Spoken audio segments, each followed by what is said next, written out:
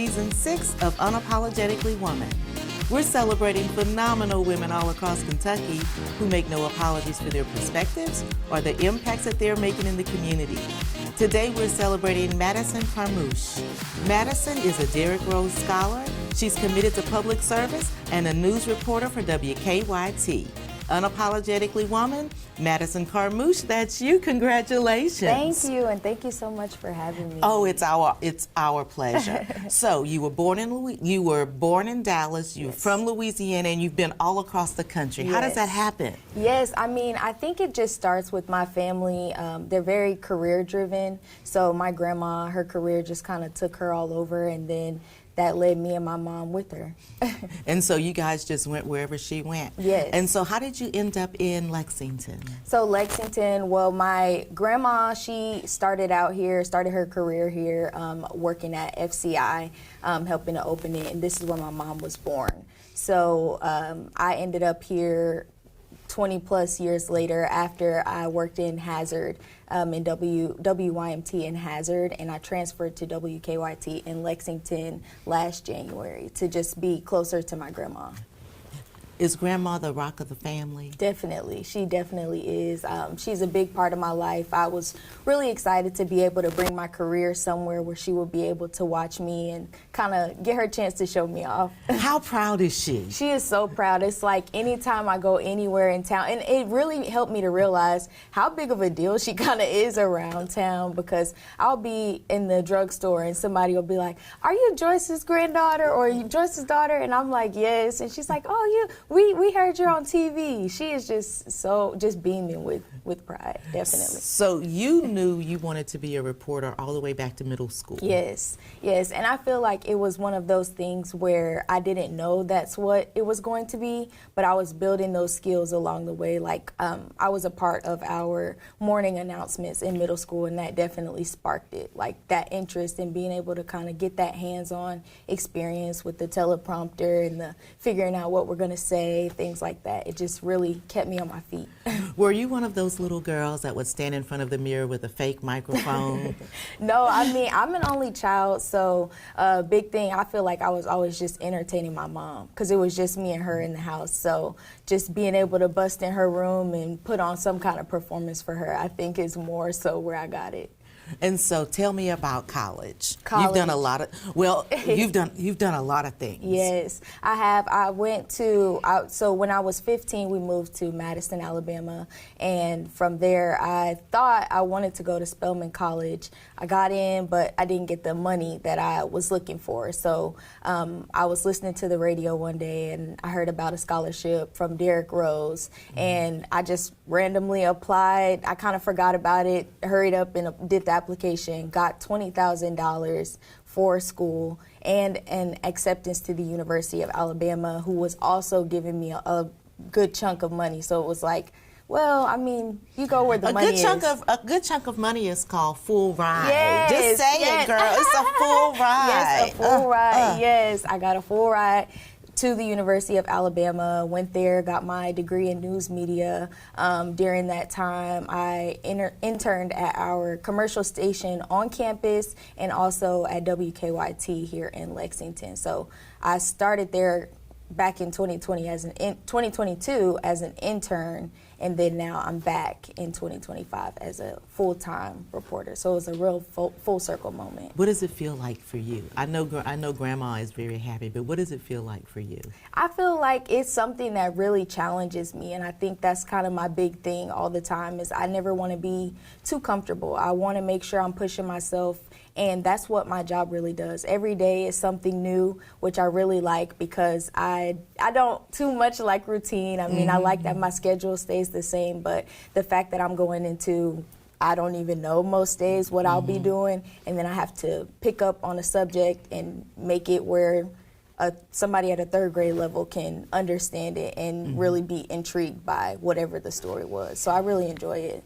And so one of the things that I read about you too is you really love being able to tell stories, and you spent some time telling stories out in the Appalachian Mountains, and that was really something big for you. Yes, it really was, because I never thought that I would live in a small town or in the Appalachian Mountains, but I was like, I'm young, I'm single, like it makes the most sense to try out something completely different right now and see what it could bring to me. And I feel like it was a really good chance for me to really lean into my faith. I'm a Christian, and I felt like I really was able to build that relationship with God through the people that I met there. They had such great perspective. I mean, we're talking about perspective because so much happens out there in eastern Kentucky with the flooding, and the people, they're just so resilient. It's never a woe is me, it's we'll build back together.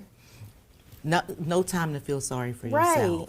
What was the biggest thing that you learned through the stories that you've been able to tell for other people? Because you said it's not about you being on camera, it's about the stories that you're able to tell.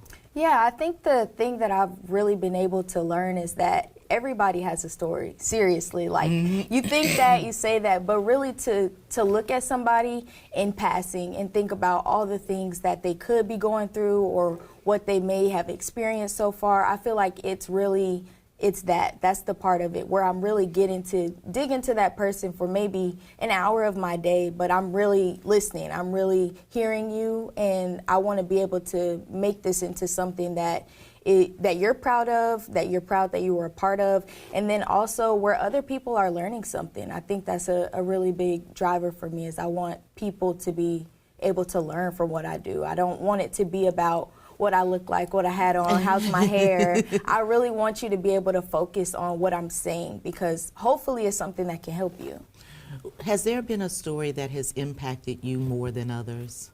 Yeah, I would say when I was working in Hazard, I spent a lot of time in Harlan County, Kentucky, in a city called Lynch, and there were just so many lovely people there. I ended up really kind of making community out there and finding a lot of good people, and I think those are the stories that impacted me the most, because I was getting to know them as people while also telling the story, and like finding a second home. They'd invite me up there for dinners and like just kind of that home away from home. So it was nice to learn about people that in a place I would have never really gone, you know. And so outside of being on TV every day and all of the things that come with that, you are an amazing athlete as well. Yeah, I was a varsity cheerleader, competitive cheerleader all through middle school and high school. And then when I got to college, I really decided that, okay, I think I want to focus on school and building some more connections, because when you're on a team, it's really hard to not just be friends with your teammates. Right, you know? right. So, it's that you get connected with that close-knit circle, and that's where you seem to stay. Yes, exactly. So I didn't want to limit myself that way in college, but I've really been trying to get back into my athletic background. I've been trying out some new workout places here in town, so that's been nice so far. So you were always also a nationally ranked gymnast as well. I was. And so when you're working out, is there any special kind of things that you're doing? No, can you still move the way you used to move? I mean, in some ways I can, but I don't try it. I'd rather not find out the hard way. I can't. But yeah, I mean, I do a lot of stretching and flexibility, so I think that is a big part of my background. And your background also includes public service. You're a member of Kappa Alpha Sorority Incorporated. Yes. And you've been on taking leadership roles there as well. Yes, I have. When I was in undergrad, I am a member of Alpha Kappa Alpha Sorority Incorporated, as you said, and I was initiated in the Theta Sigma chapter there at the University of Alabama, and I really was, it's a big chapter because it's a really big school, but I feel like I was really able to kind of jump right in and get to work, because even though there was so many of us, there was just, you know, always somewhere to put some work in if that's what you wanted to do. So I was really proud, I am really proud to still be a member and working along with people in my Why is community service important for you?